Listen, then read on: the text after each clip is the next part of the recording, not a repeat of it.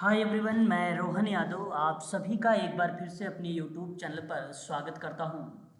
यह आप medical social work का क्वेश्चन पेपर देख रहे हैं। इस समय मैं आप लोगों से बातचीत कर रहा हूं कुछ इम्पोर्टेंट क्वेश्चंस पर। और ये जो आप पेपर देख रहे हैं ये 28 जनवरी का है। 28 जनवरी 2023 का ये सोशल वर्क का प्रश्न पत्र है। और ये बेसिकली आरपीएससी का है, मेडिकल सोशल वर्क का क्वेश्चन। आगामी परीक्षाएं DSSB की है और यूजीसी नेट है, साथ ही साथ एमपीपीएससी है। इनका एग्ज़ाम होने ही वाला है। हालांकि यूजीसी नेट का जून में होगा, एमपीपीएससी का भी जून में है, डीएसएसबी का मार्च लास्ट या मार्च प्लस में आपके एग्ज़ाम हो सकते हैं। तो मैं चाहूँगा कि ऐसे बच्चे बड़े ध्यान से इन प्रश्नों को देखें, क्योंकि आगामी परीक्षाओं में आप लोगों से यहाँ से प्रश्न पूछे जा सकते हैं। मैं अपने यूट्यूब चैनल पर यूजीसी नेट की सोशल वर्क की ऑनलाइन क्लासेस आप लोगों को प्रोवाइड करा रहा हूँ। यदि आप यूजीसी नेट की तैयारी कर रहे हैं जून 2024 वाला नेट जेआरएफ के लिए, तो इसकी ऑनलाइन क्लासेस चल रही है इस समय मेरे यूट्यूब चैनल पर। शाम को 7 से 8 चलती है पीएम, और इसकी पर डे क्लासेस प्रोवाइड कराई जाती है। वीडियो का लिंक क्लास समाप्त होने के बाद आपके ग्रुप में चला जाता है, और पर डे जैसे ही क्लास समाप्त होती है तो उसके बाद उसकी पीडीएफ भी आपके ग्रुप में शेयर कर दिया जाता है। और इसकी जो फीस रखी गई है, अगर आप वन टाइम पेमेंट करना चाहते हैं तो वो 4000 में आप इसकी क्लासेस को परचेज कर सकते हैं। और यदि आप किस्तों में इसको पेमेंट करना चाहते हैं तो इसकी 2 किस्त बनाई जाएंगी, 2500 रुपये करके। और यहाँ पर फिर आपकी किस्तों में फीस जो चली जाएगी वो 5000 चली जाएगी। अगर आप वन टाइम में जमा करेंगे तो आपको 1000 का यहाँ पे छूट भी मिल जाती है। ठीक है, तो वन टाइम पेमेंट में 4000, किस्तों में 2500 करके 2 बार आप इसको जमा कर सकते हो। तो ये जून 2024 में यूजीसी नेट का पेपर होगा। मैं बात कर रहा हूँ सोशल वर्क के बारे में। मेरे यूट्यूब चैनल पर सोशल वर्क की ही क्लासेस प्रोवाइड कराई जाती है। वहीं अगर हम बात करते हैं DSSB की, अगर आप तैयारी कर रहे हैं तो DSSB की जो फीस रखी गई है इस समय वो 2000 रुपये में आप लोगों को DSSB सोशल वेलफेयर ऑफिसर के लिए आप लोगों को क्लासेस प्रोवाइड कराई जाएंगी। पर डे क्लासेस होंगी, और क्लासेस का जो क्लास होने के समाप्त होने के बाद आपको वीडियो का लिंक दिया जाएगा। उसके बाद आपको पीडीएफ भी शेयर किया जाएगा आपके ग्रुप में। इसके लिए भी अगर आप अधिक जानकारी चाहते हैं DSSB के लिए भी और यूजीसी नेट के लिए भी और एमपीपीएससी के लिए भी ऑनलाइन क्लासेस चलाता हूं, तो आप संपर्क कर सकते हैं 8506031308 पर। आप हमें व्हाट्सअप भी कर सकते हो और कॉल के माध्यम से भी आप हमसे संपर्क कर सकते हो। चलिए हम बात करते हैं प्रश्नों पर। फ्राइड के अनुसार मन का वह भाग जो आनंद के सिद्धांत से शासित होता है वह डैश है। सही जवाब ईद होगा। सही जवाब ईद होगा। आप इधर इंग्लिश भी दे सकते हैं। अकॉर्डिंग टू द फ्राइड के द्वारा कहा गया है कि part of the mind that governed by the pleasures principles is Eid. ठीक है, आप ईद को यहाँ पे करेक्ट जवाब करेंगे। फ्राइड ने मनोलैंगिक विकास के सिद्धांत के अनुसार विकास के 5 स्तर बताए थे। According to the Freud's theory psychosexual development the 5 stage of development are. इसके अंतर्गत 5 स्टेजेस हैं, ये आपको पता होना चाहिए क्रम इसका सही तरीके से। तो मौखिक, गुदी, लैंगी और अंतर्निहित और जन्नांग स्टेजेस होती हैं। ओरल, एनल, फैलिक, लेटेंसी और जेनिटल इसे स्टेज के नाम से जाना जाता है। इसलिए मैं कहूँगा क्वेश्चन नंबर सेकंड का option number 4 is the right answer होगा। ये प्रश्न मेडिकल सोशल वर्क के क्वेश्चंस हैं। आगामी परीक्षाएं वो यूजीसी नेट में भी और DSSB में भी पूछे जा सकते हैं।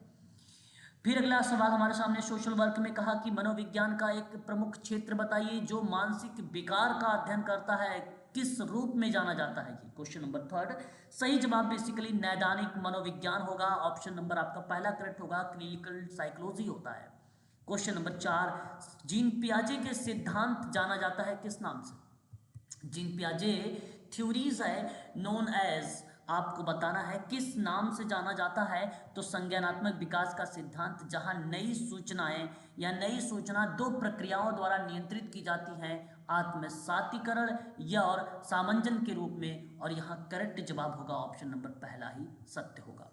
क्वेश्चन नंबर 5 की बात करते हैं। अनुभव या अभ्यास के माध्यम से व्यवहार का कोई अपेक्षाकृत अस्थायी परिवर्तन क्या कहलाता है। क्वेश्चन नंबर 5 का सही जवाब ऑप्शन नंबर सेकंड होगा, लर्निंग कहलाता है, यानी अधिगम आपका ऑप्शन नंबर बी करेक्ट होगा।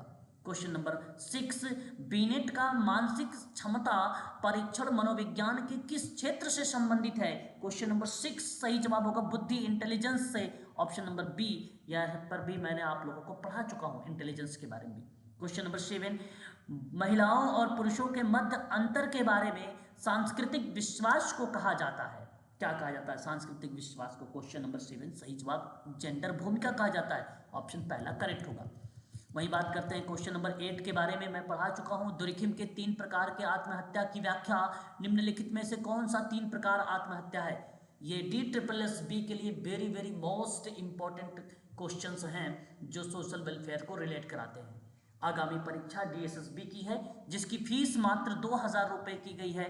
आप 2000 में इसकी क्लासेस परचेज कर सकते हो। रेगुलर क्लासेस आपकी चलेगी, PDF भी मिलेगा आप लोगों को, सारे कंटेंट आपको दिए जाएंगे। इस समय आपके लिए क्वेश्चंस बहुत इंपॉर्टेंट है। तो दुर्खिम का अगर मैं बात करता हूँ, ऑप्शन नंबर ए को देखिए, अहमवादी, परार्थवादी और असामान्य, जिसको हम बोलते हैं आदर्शहीन, और सही जवाब ऑप्शन नंबर आपका पहला करेक्ट हो जाएगा। क्वेश्चन नंबर 9, डैश प्रतिपादन करता है प्रारंभिक जीवन के अनुभवों का वयस्क व्यवहार पर प्रभाव पड़ता है? तो डैश, अब ये किस विद्वान के द्वारा मेंशन किया गया? देखो, मनोविश्लेषणात्मक सिद्धांत प्रतिपादित करता है कि प्रारंभिक जीवन के अनुभव का वयस्क व्यवहार पर प्रभाव, और सही जवाब ऑप्शन नंबर बी होगा, यानी सेकंड ऑप्शन करेक्ट है। क्वेश्चन नंबर 10, भावनाओं को 2 मुख्य प्रकार के रूप में वर्णित किया गया है, प्रभाव और मनोदशा।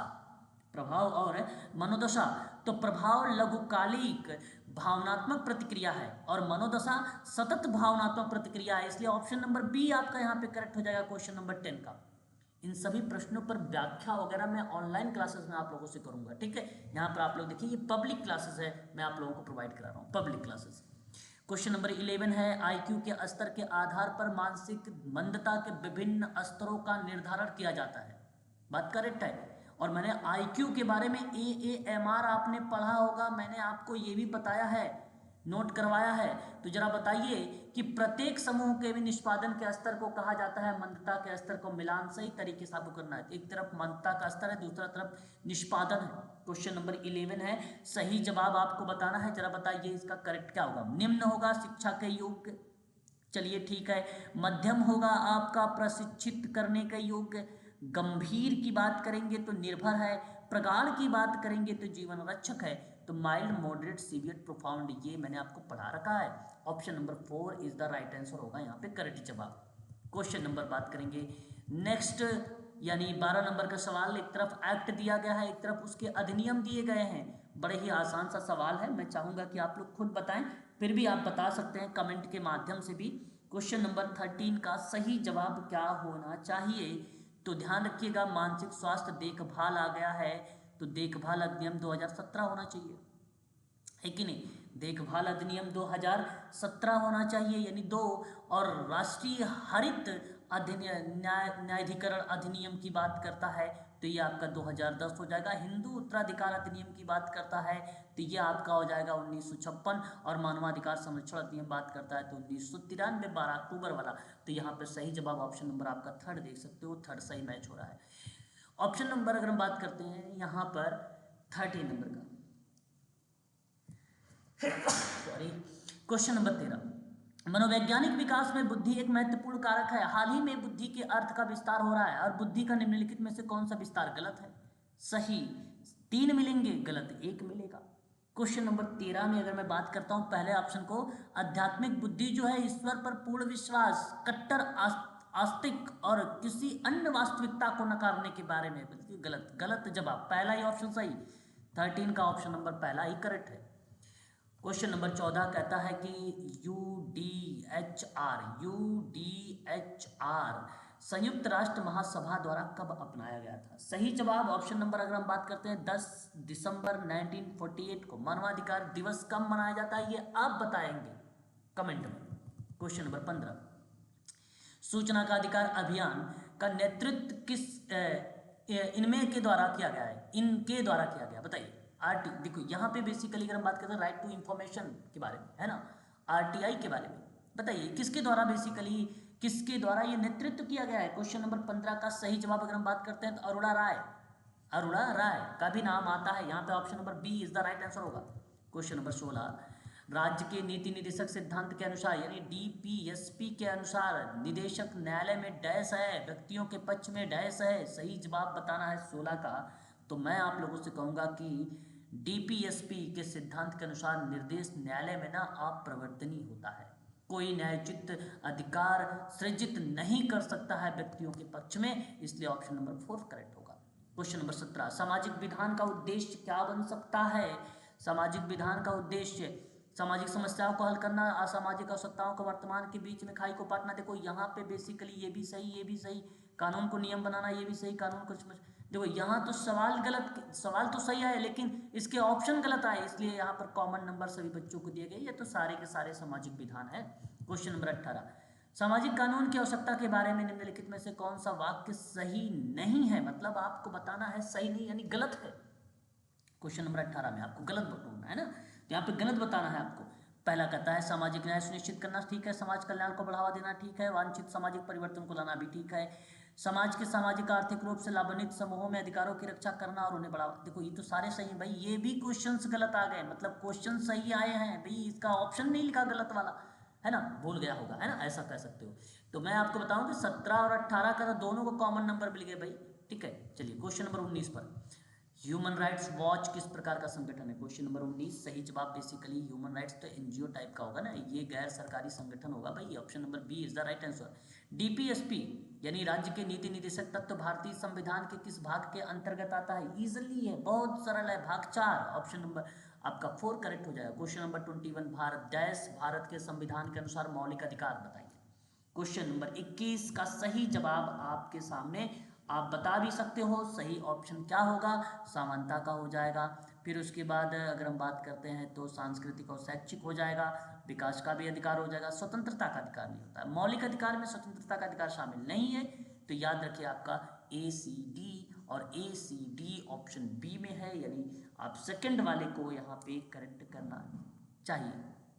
क्यों? अच्छा यहाँ पे डी नहीं होगा, विकास का अधिकार नहीं है, सॉरी यहाँ पे देखिए भारत के संविधान में कहा गया मौलिक अधिकार, समानता का अधिकार है, स्वतंत्रता का अधिकार है, सांस्कृतिक सोशल का, विकास का अधिकार कहाँ है? विकास का अधिकार नहीं भाई। A B C option number पहला करेक्ट है भाई, मिस्टेक हो गया है ना। चलिए आगे बढ़ते हैं। Question number 22, Brian S Turner ने अपनी एक किताब लिखा था इक्वलिटी में आधुनिक नागरिकता के संदर्भ में 3 आयाम बताए थे भाई, वो 3 आयाम कौन से थे? सही जवाब आपके सामने नागरिकता है, राजनीतिक नागरिकता है और सामाजिक नागरिकता है। पहला ही सही जवाब option number A. Question number 23 कहता है आपको सूची विधान दिया गया है, अधिनियम का वर्ष दिया गया है, 23 में आपको मैच करना है, तो किशोर न्याय अधिनियम 1986 का कर दीजिए, ठीक है। अनैतिक व्यापार, अनैतिक यातायात रोकथाम अधिनियम की बात कर रहा है तो 1956 कर दीजिए। दहेज निषेध अधिनियम की बात किया जा रहा है तो 1961 कर लीजिए, और बाल विवाह रोकथाम अधिनियम की बात हो रही है तो 1929 कर लीजिए, ठीक है। तो उस हिसाब से देखा जाए तो यहाँ पे मैच कौन सा हुआ है? डी का आपका सेकंड वाला है, तो डी का सेकंड तो ये भी है, ये भी है। थर्ड की बात करते हैं, सी का थर्ड है, सी का थर्ड 1961 है, सी का थर्ड तो यहाँ तो ये भी है, ये भी है। उसके बाद अनैतिक व्यापार निवारण अधिनियम की बात करते हैं 1956 है, 1956 में ये तो पहला हो गया, यानी एक आपका मैच हो रहा है, तो एक यहाँ पर देखिए बी वाले में। तो 23 का आपका ऑप्शन जो जा रहा है वो सेकंड ऑप्शन आपका करेक्ट माना जाएगा। आगे बढ़ते हैं। क्वेश्चन नंबर 24, निम्नलिखित में से कौन सा समाज कार्य की प्रविधि नहीं है? कौन सी समाज कार्य की प्रविधि नहीं है? तो सही जवाब बेसिकली अगर हम बात करते हैं तो सामुदायिक विकास नहीं है, सामुदायिक संगठन है, केस वर्क है, ग्रुप वर्क है, सोशल एक्शन है, सोशल वेलफेयर एडमिनिस्ट्रेशन है, सोशल रिसर्च है, कुल 6 विधियां हैं, इस पर भी हम बातचीत कर चुके हैं। क्वेश्चन नंबर 25, निम्नलिखित में से कौन सा सामुदायिक संगठन का सिद्धांत नहीं है? ये आपको बताना है। विशिष्ट है आपका लचीला, देखो कठोर तो होगा ही नहीं भाई, ऑप्शन सेकंड करेक्ट मान लो, क्या दिक्कत है सारा पढ़ने का, सेकंड ऑप्शन करेक्ट है। क्वेश्चन नंबर 26, निम्नलिखित में से कौन सा आपका सामुदायिक संगठन से संबंधित है? सही कूट को चुनना है आपको, रोथमैन याद होना चाहिए आपको। रोथमैन का नाम, मुर्रेजी रोज का नाम, सिद्दीकी जी का नाम। मैंने मॉडल्स के बारे में अभी हाल ही में बताया है, बहुत ही इजी तरीके से समझाया है। क्वेश्चन नंबर 26 का सही जवाब क्या हो जाएगा? ये सभी होगा। ऑप्शन नंबर आपका 4 करेक्ट होगा। स्थानीय जिसको लोकलिटी बोलते हो, सामाजिक जिसको आप सोशल प्लानिंग कहते हो, सामाजिक क्रिया जिसको आप सोशल एक्शन मॉडल बोलते हो, यहाँ पे सही हो जाएगा 4 आपका करेक्ट जवाब। मेरे YouTube चैनल पर आप सबको मालूम है कि समाज कार्य के संबंध में ये YouTube चैनल ही है। अगर आप UGC नेट की तैयारी कर रहे हो जून के लिए, तो आप हमसे संपर्क कर सकते हो 8506031308 पर। अगर आप DSSB की तैयारी कर रहे हो, सोशल वेलफेयर एडमिनिस्ट्रेशन की, तो उसके लिए भी आप हमसे संपर्क कर सकते हो। ऑनलाइन क्लासेस स्टार्ट है। DSSB की 8:30 बजे से चलती है, UGC नेट की 7 बजे से चलती है। क्लास चलने के बाद उसका वीडियो का लिंक मिलता है और आपको PDF भी प्रोवाइड कराया जाता है। क्वेश्चन नंबर 27 देख लो एक बार। सामुदायिक संगठन के चरण 27, सामुदायिक संगठन के चरण क्या हो सकता है? समस्या की पहचान करो, कार्यात्मक विश्लेषण करो, कार्य योजना बनाओ, क्रियान्वयन करो, मूल्यांकन कर दो। Option number B. मैंने इसकी ट्रिक भी बता रखा है ना। तो आज के लिए बस इतना ही रखिए। अधिक जानकारी के लिए आप संपर्क कर सकते हो, नंबर मैंने बता दिया, डिस्क्रिप्शन में भी जाकर ले सकते हो आप लोग। ठीक है, तो आज के लिए इतना ही। मिलते हैं फिर। शाम की क्लास आपकी आज चलेगी, UGC नेट की भी क्लासेस चलेगी, DSSB की क्लासेस चलेगी। पर डे आप लोगों की क्लासेस इस समय चलाई भी जा रही है।